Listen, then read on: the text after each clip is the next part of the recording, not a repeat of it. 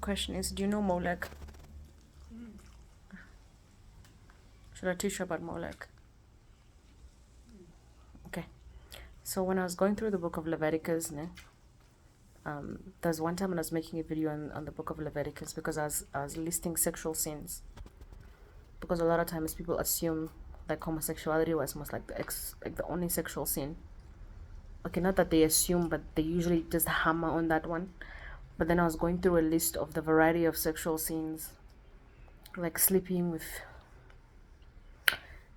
your brother's wife, sleeping with this, sleeping with your cousins, man, sleeping with animals. There's a whole list of, like, Leviticus 18 goes through a whole list of animals, like not animals, but like sexual sins, sexual immorality technically. And then I came across something that was written, it's the sacrifice of children to Molek. So like I was asking myself, because that was punishable by death if you're found that you would give you or sacrifice your children to Molek. And so I was very curious, why was the sacrifice of children to Molek part of the sexual sins? Because that chapter like literally goes through a list of who you should not have sexual intercourse with. Né? So I was like curious, like, Molek, who's Molek? What is and I tried doing a bit of research, but then I also could not find a lot, because there are some people who think of it as pedophilia. You know what pedophilia is, right? Pedophilia is like people who are attracted to children sexually. Eh?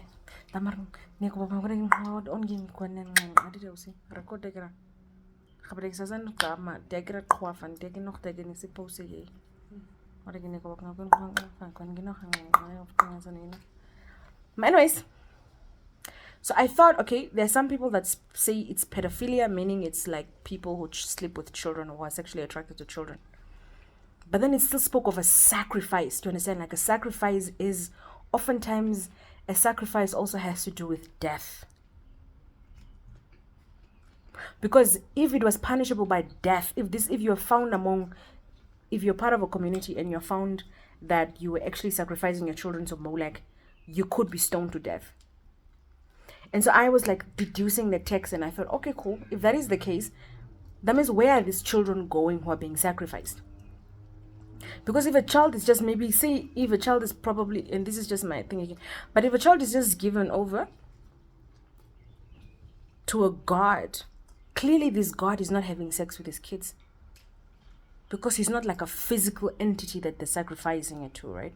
Or sacrificing their children to. So I assumed that perhaps it was like death of these particular children.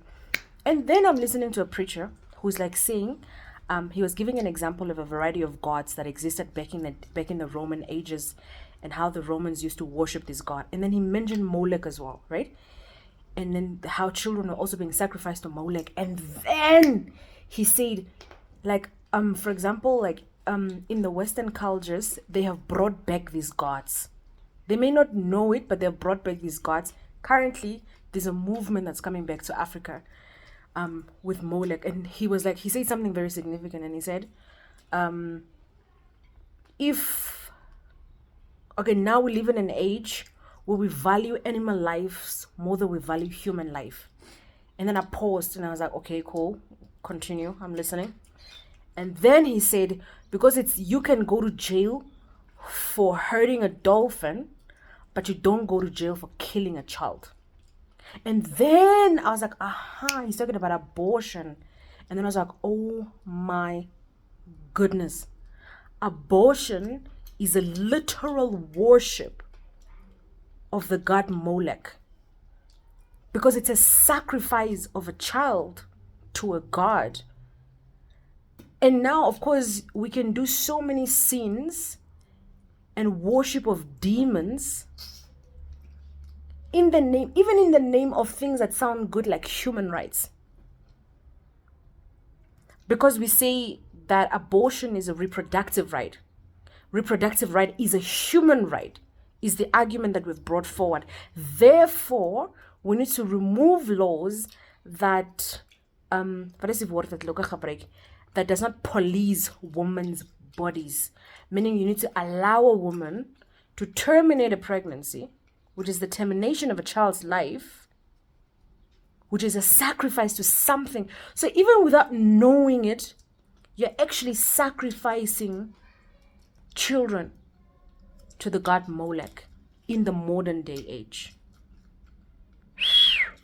Now that is profound. That is a profound realization. That's just blowing my mind. And I can't stop thinking about it.